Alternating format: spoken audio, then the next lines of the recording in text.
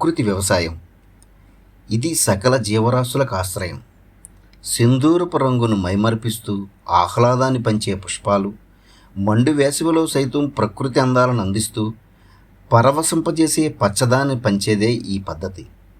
ఇది విశ్వవ్యాప్తిని చేసేందుకే ఈ ప్రయత్నం. ఈ విధానాన్ని అనుసంధానం చేసి నిరంతరం రాబడినిచ్చే ఏటీఎం మోడల్ సాగు చేసిన రైతు కాంతారావు తన మాటల్లో. నమస్కారం అండి. నా పేరు పాండ్రంగి కాంతారావు. విశాఖపట్నం జిల్లా పద్మనాభ మండలం కోరాడ విలేజ్లో ఐసీఆర్పీగా పనిచేస్తున్నాను.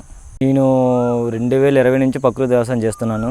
నాకు పొలం 40 సెంట్లు, మెట్టు 40 సెంట్లు. పొలంలో ఏ గ్రేడ్ మోడల్ వరిలో చేస్తున్నాను. ఇక్కడ ఏటీఎం ఈ 40 సెంట్లు ఏటీఎం మోడల్ ఇప్పుడు రెండోసారి వేయడం ఇది. ఇందులో నాకు 12 రకాలు ఉన్నాయి. 12 రకాలు ఏంటంటే వంగ, టమాటా, బెండ, మిరప, ఆనప, బీర, కాకరి, నెక్స్ట్ బోర్డర్కి అరటి, పపాయ. ఇంకా మోడల్ వేయడం వల్ల అన్ని రకాల పంటలు వేస్తాం కాబట్టి అన్ని రకాల పంటలు వేయడం వల్ల మనకి మొక్క నుంచి మొక్కకి వేరు వ్యవస్థ నుంచి ఆహారం అందించుకొని మనకి మొక్క గ్రోత్ బాగా వస్తుంది. గ్రోత్ వల్ల మనకు దిగుబడి బాగా వస్తుంది. ఈ న్యాచురల్ ఫార్మింగ్ చేయడం వల్ల నాకు పంట ఏంటంటే పంట వేసిన వారంకి నేను జీవామృతం పాటిస్తుంటాను. నెక్స్ట్ నాకు పురుగు రాకముందే నేను నేమాస్త్రం తయారు చేసి పిచికారీ చేస్తుంటాను. నేను ఈ పంటకి పిచికారీ చేసిందే నేమాస్త్రం స్టార్టింగ్ చేశాను. ఆ తర్వాత 3 టైమ్స్ పేడ మూత్రం ఇంగు ద్రావణం తయారు చేశాను. ఇప్పటికి 7 టైమ్స్ జీవామృతం పారించాను. నాకు పంట ఆరోగ్యం బాగా కనిపించింది. పంట దిగుబడి కూడా బాగానే ఉంది, కూడా ఆరోగ్యంగా ఉంది.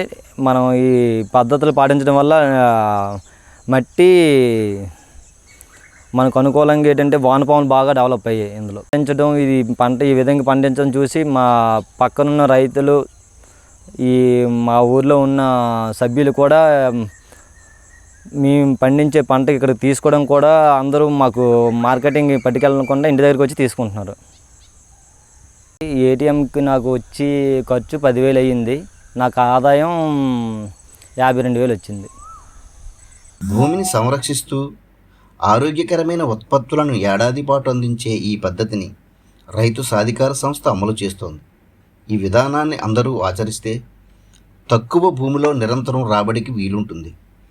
ఈ విషయం తెలుసుకున్న రైతాంగం శ్రమను సైతం పద్ధతిలో సాగు చేసేందుకు ఆసక్తి చూపిస్తున్నారు.